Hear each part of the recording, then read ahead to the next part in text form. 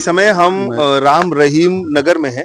New sunshine hills के पास में ही है और ये है साईनाथ चौल पर जो नेताजी हैं, भावी नगर सेवक जो हैं कांग्रेस पार्टी की तरफ से प्रभाग क्रमांक 21 से अशरफ अली जी यहाँ पर हमारे साथ मौजूद है और सामने है जनता। जिस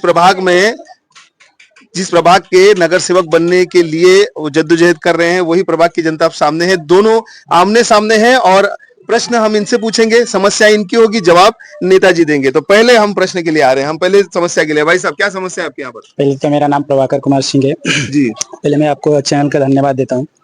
हमारे नगर सेवक जो बने पहले कभी है, अभी तो 35 साल के बाद हमारे यहाँ इलेक्शन चालू हुआ है।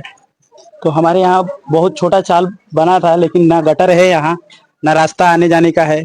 बहुत सारी प्रॉब्लम होती है, जो बारिश में पानी भर जाती है। यहाँ गटर नहीं है, गटर भी नहीं है और पानी का भी प्रॉब्लम है।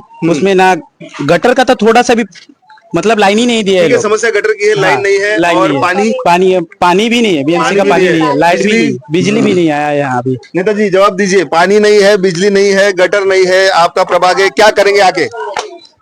देखिए, पहले जो लोग भी, जिन लोगों ने भी यहाँ पर ये सारी चीज बनाया है, जो प्रावधान बनाया है, हम लोग पहली बार आ रहे हैं कांग्रेस पार्टी के तरफ से 30 साल के बाद। इससे पहले कांग्रेस पार्टी के कोई भी उम्मीदवार नगर सेवक के लिए नहीं, आमदार के लिए नहीं, खासदार के लिए नहीं लड़ते थे। इससे पहले पहली बार आमदार के लिए भी विजय पाटिल साहब और संदीप पांडे जी कांग्रेस के उम्मीदवार थे। जब भी विधानसभा का चुनाव, नगर सेवक के चुनाव में कभी भी कांग्रेस पार्टी अपनी तरफ से उम्मीदवारी नहीं दिया था। सवाल उनसे करना चाहिए जो पिछले 10 साल से या 2014 से सरकार में है। आज कुछ लोग बोलते हैं कि हमारे तो, कुछ विधायक बोलते हैं हमारे सिर पे अभी तो 6 महीना 1 साल हुआ है।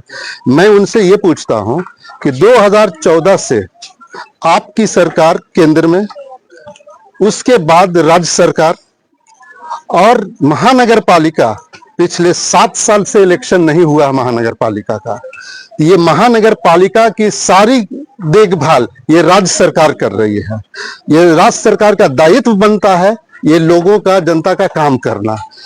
अगर वो बोलेंगे कि महानगर पालिका हमारे पास नहीं है तो वो गलत स्टेटमेंट दे रहे हैं। इसलिए कि जब महानगर पालिका का इलेक्शन नहीं हुआ है, कोई नगर सेवक नहीं है, तो राज्य सरकार के अधीन में आता है ये। लेकिन अब तो समस्या इसी की यूं की जो की त्यों पड़ी हुई है। हाँ। आपसे इसलिए कहा जा रहा है कि ये जो समस्या है इसके लिए आप क्या निवारण करेंगे? आप वो बताइए कि निवारण क्या होगा इनका, किस तरह से गटर और किस तरह से सड़कों पर आप काम करेंगे? ये वो जो सरकार, महानगर पालिका का जब भी ये चीज होएगा, जो महानगर पालिका के तरफ से जो सरकारी बजट ये का प्रावधान किया जाएगा, उस प्रावधान का सदुपयोग करेंगे यहाँ पे। ये नहीं कि वो सरकारी बजट का प्रावधान महानगर पालिका से हो रहा है, लेकिन वो प्रावधान ग्राउंड पे नहीं आ रहा है।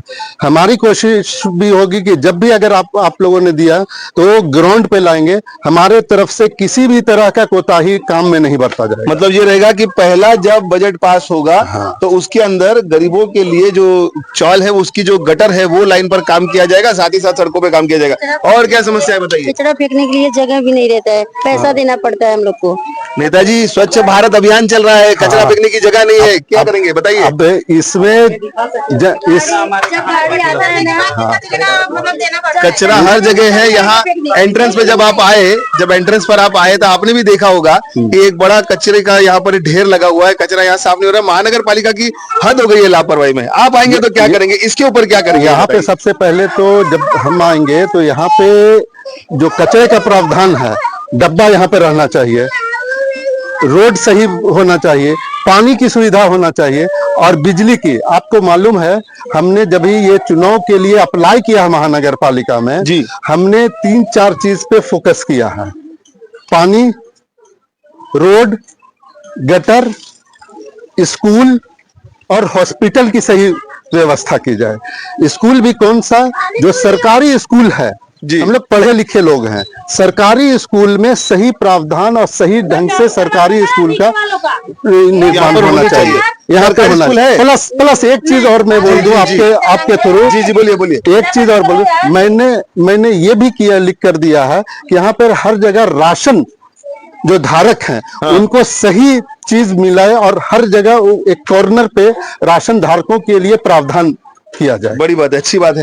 तो ये बताइए, यहाँ पर सरकारी स्कूल है? नहीं, यहाँ पे नहीं, ना एक भी सरकारी स्कूल नहीं है। आंगनबाड़ी है, ना एरिया में सरकारी स्कूल है, इधर कुछ भी नहीं है। जो भी अस्पताल है? वो क्या है, अस्पताल में ना अस्पताल ना सरकारी स्कूल है, पढ़ कैसे कहाँ जाते हैं? प्राइवेट स्कूल प्राइवेट में। में जा रहे हैं। वहाँ तो अभी हम लोग क्या करेंगे? नहीं है, बच्चे लोग सीखेंगे कैसे बैठने स्कूल। यही नेताजी कह रहे थे अभी कि देखिए, बड़ा मुद्दा ये भी है कि यहाँ पर कोई सरकारी अस्पताल नहीं है। 2009 से महानगर पालिका जो है वो साबित हो चुकी बस बिहार में, लेकिन कोई सरकारी स्कूल यहाँ पर नहीं है, आंगनवाड़ी तक नहीं है। साथ ही साथ यहाँ पर कोई सरकारी अस्पताल नहीं है। सरकारी अस्पताल तो पूरे वसई विरार में नहीं है। बड़ा छोटे मोटे पीएचसी है, और पीएचसी जो काम करते हैं वो तो दिख रहा है क्या हो रहा है, पब्लिक हेल्थ सेंटर क्या कर रहा है वो तो सबको पता है।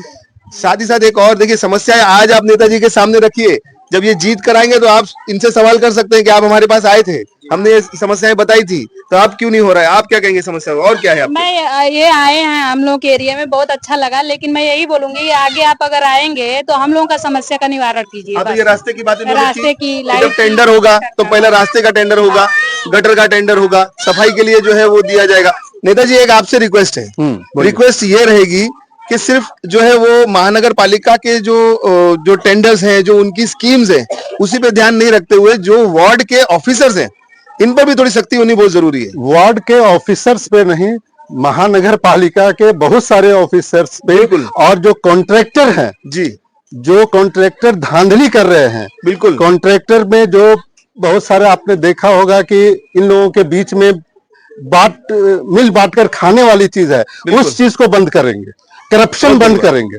करप्शन सबसे बड़ा मुद्दा है महानगर पालिका में।